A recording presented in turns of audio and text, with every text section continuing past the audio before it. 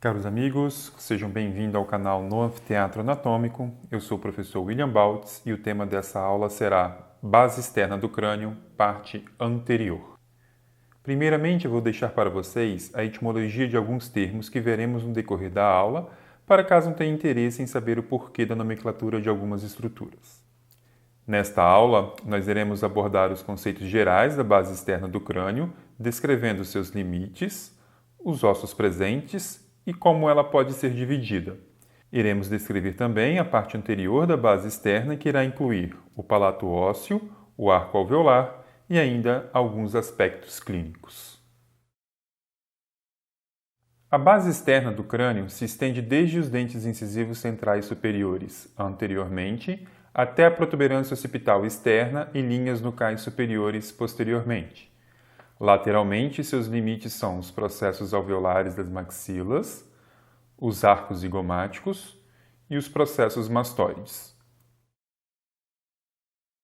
Bom, uma vez delimitada, podemos agora identificar quais são os ossos presentes nessa região.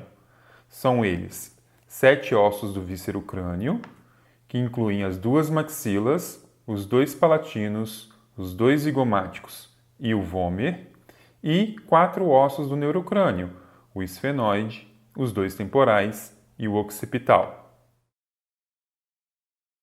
O próximo passo será dividir a base externa em suas 3 partes. Essa divisão é apenas didática e é realizada por 2 linhas imaginárias. Uma passando pela margem posterior do palato ósseo e outra tangenciando a margem anterior do forame magno. Assim, teremos uma parte anterior, uma parte média e uma parte posterior.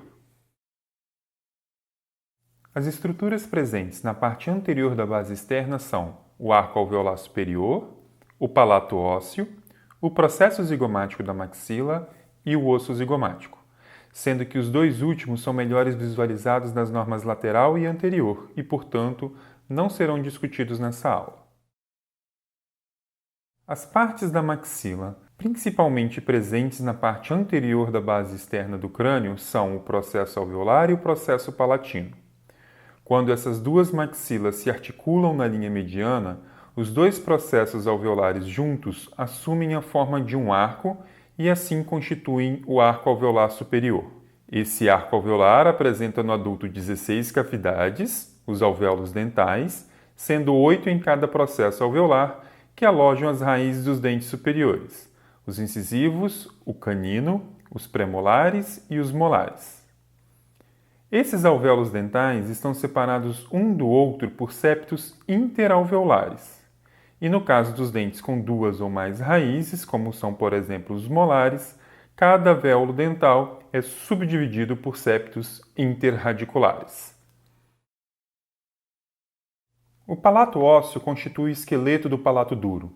Sua face inferior forma o teto da cavidade oral e sua face superior o assoalho da cavidade nasal. Ele está formado em seus 3/4 anteriores pelos processos palatinos das maxilas e no seu 1/4 posterior ele é completado pelas lâminas horizontais dos palatinos. Seus limites são, anterior e lateralmente, o arco alveolar e posteriormente é a margem posterior da lâmina horizontal do palatino.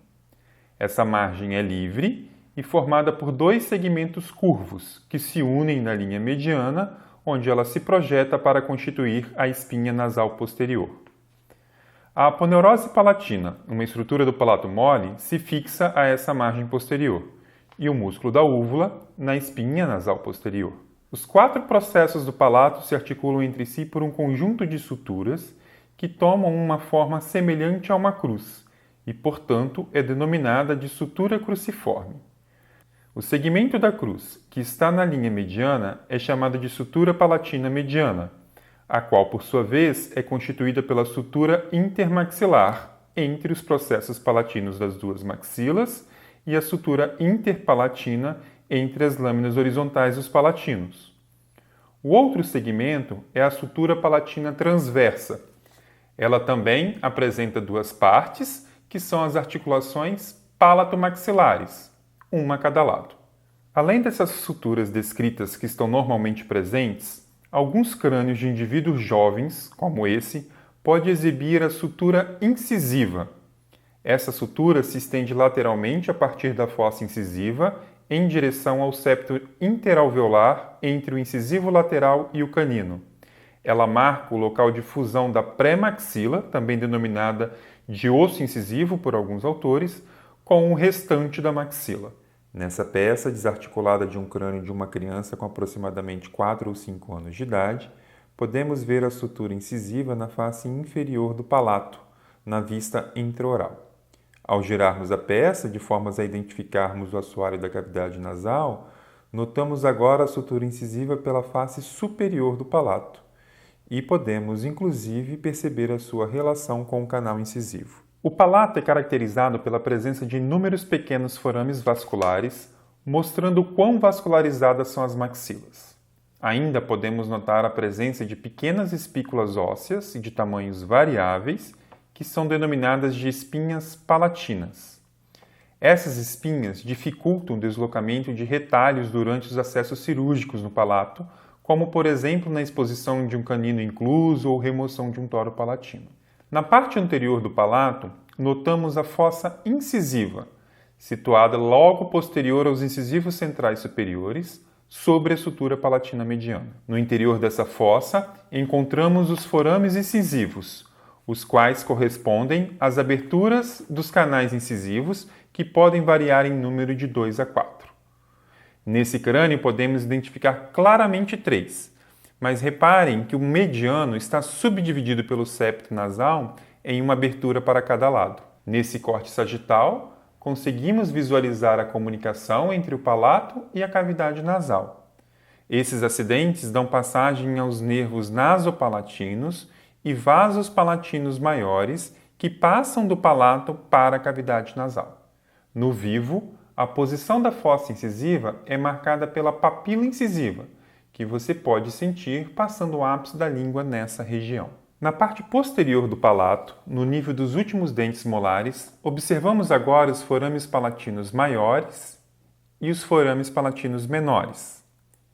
Os forames palatinos maiores, um a cada lado, estão localizados nas suturas palatomaxilares e, portanto, suas margens laterais são formadas pelas maxilas e as mediais pelos palatinos. Do forame palatino maior partem os sulcos palatinos, que estão relacionados aos vasos e nervos palatinos maiores. Observem que esses sulcos palatinos se ramificam em um trajeto predominante anterior e próximo à junção entre os processos alveolares e o palato. Já os forames palatinos menores pertencem ao osso palatino. São variáveis em número e estão localizados na junção do processo piramidal com a lâmina horizontal desse osso. Eles estão separados dos forames palatinos maiores por uma crista palatina de tamanho bastante variável. Esses forames palatinos, maiores e menores, representam as aberturas do canal palatino maior e canais palatinos menores que comunicam o palato à fossa ptérigo-palatina e, assim, permitem a passagem de vasos e nervos de mesmo nome entre essas duas regiões. Primeiro eu quero mostrar para vocês o toro palatino. Esse toro consiste em uma exostose óssea presente na região mediana do palato. A maioria dos pacientes convive normalmente com ele sem prejuízos funcionais. Porém, em alguns casos, ele pode ser muito grande e incomodar o paciente, sendo então necessária a sua remoção cirúrgica. Uma outra condição, essa bastante comum de vermos nos crânios no laboratório, é a ausência do processo alveolar em maxilas edêntulas. A crista óssea que permanece nesses casos é denominada de rebordo residual. Isso ocorre porque a existência do processo alveolar está na dependência da presença dos dentes.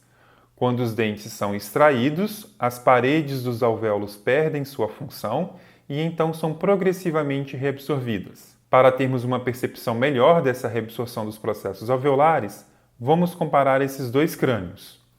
Temos a impressão que a fossa incisiva deslocou-se anteriormente, não é verdade?